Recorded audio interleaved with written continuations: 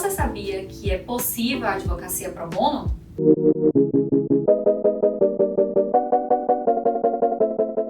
É sobre esse conteúdo que nós vamos falar hoje no nosso Momento de Ética. Eu sou a professora Riceli Brandão e aqui na Múltipla a gente dá dicas para garantir a sua aprovação no exame de ordem. Hoje nós vamos trabalhar o tópico da advocacia pro bono e em específico esse tema está ali no artigo 39 do Código de Ética e Disciplina de 2015.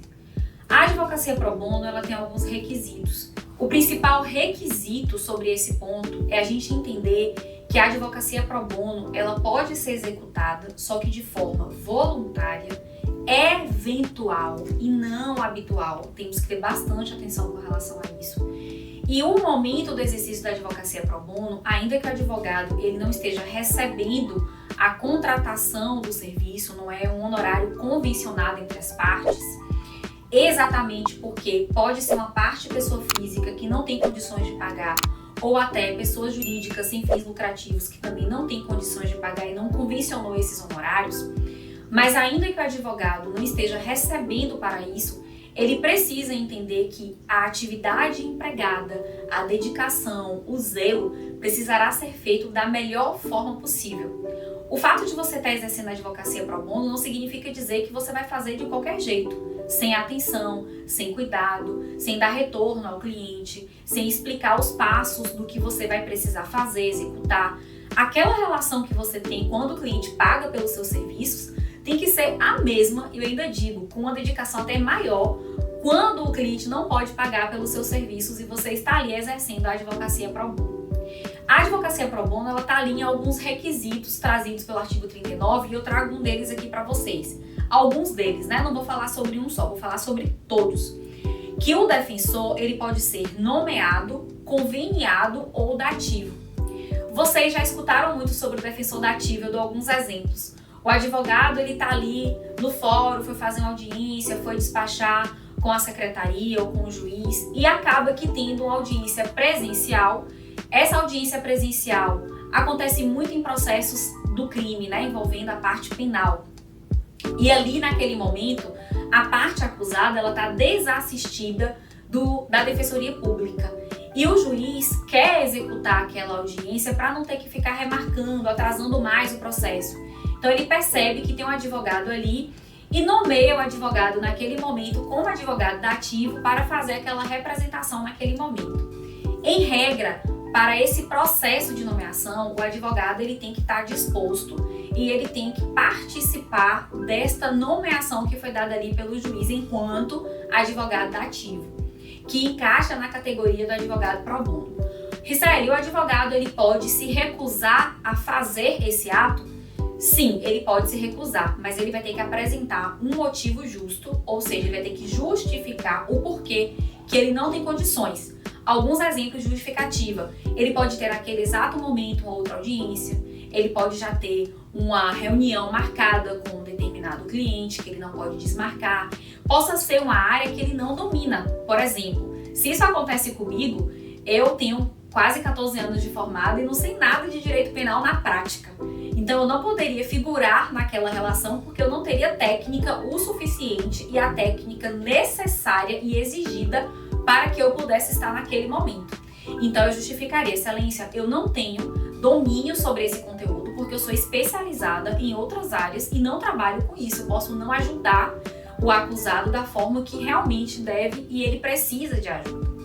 Então, no momento da nomeação de um advogado enquanto dativo, ele tem que estar ali, ele tem que desempenhar zelo, dedicação. A regra é que ele não pode recusar de qualquer forma, mas se ele tiver a necessidade da recusa, ele tem que motivar, justificar o porquê ele não pode executar aquele serviço. Porque na essência do exercício da advocacia, lá no início da Lei 8.906 de 94, a gente aprende que o advogado ele presta um serviço público e isso seria um tipo de serviço público.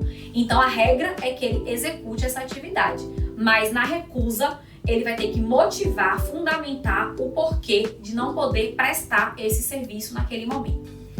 Um ponto importante é que a gente tem que ter atenção com alguns dos parágrafos trazidos no artigo 30 do Código de Ética e Disciplina. O primeiro deles, que esta advocacia, enquanto pro bono, ela tem que ser gratuita, eventual e ela precisa ser desempenhada em instituições, empresas sem fins lucrativos. Então não pode ser para uma empresa que pode pagar o advogado, então tem que ser instituições sociais sem fins lucrativos, e também para os seus assistidos, os assistidos dessa instituição sem fins lucrativos, sempre que esses beneficiários não dispuserem de recursos que possa pagar ou contratar o advogado. O outro ponto é que na advocacia pro bono, se ela for exercida para pessoas naturais, também são pessoas naturais que não têm condições alguma de pagar os honorários advocatícios. E um outro ponto importante é que jamais o advogado pode se valer da advocacia pro bono para a publicidade do exercício da sua advocacia. Do advogado dizer, eu exerço a advocacia pro bono e ficar divulgando isso para se autopromover e tentar prospectar a sua carreira. Isso não pode, também é vedado. E um outro ponto importante que a gente tem aqui no inciso 3º é que a advocacia pro bono ela não pode ser utilizada para fins políticos, partidários ou eleitorais, nem beneficiar instituições que visam tais objetivos, porque a gente pode entrar em contato com vários advogados que estejam atuando de forma gratuita ou voluntária e se beneficiando com isso, ou com relação aos partidos políticos, ou de forma política. Então, esse instrumento de publicidade, ele jamais pode ser utilizado. É um tema extremamente interessante, que cai muito em provas da OAB. É necessário que fiquemos atentos com relação a ele, exatamente porque essa advocacia pro bono ela jamais pode ser habitual, ela tem que ser eventual. E outra, você não pode colocar no seu cartão de visita que você exerce a advocacia pro bono. Isso daí também não pode ser amplamente divulgado, publicitado, tá? É uma dica que vale a pena a gente ter atenção, a gente ter cautela durante esse processo, né? E entender como que a gente pode funcionar até quando a gente precisar ajudar pessoas físicas ou entidades sem fins lucrativos, porque também vale reservarmos um tempinho do nosso tema de forma eventual para o exercício da advocacia pro bono. Essa é a minha dica do dia, espero ter ajudado todos vocês. Peço que vocês nos sigam nas nossas redes sociais, no Instagram, no YouTube. Bote aqui o sininho, ative o sininho para quando termos novos vídeos divulgados, vocês ficarem sabendo e poderem nos assistir. Um grande abraço a todos. Vamos sempre rumo à aprovação, porque o nosso objetivo é esse. Até mais!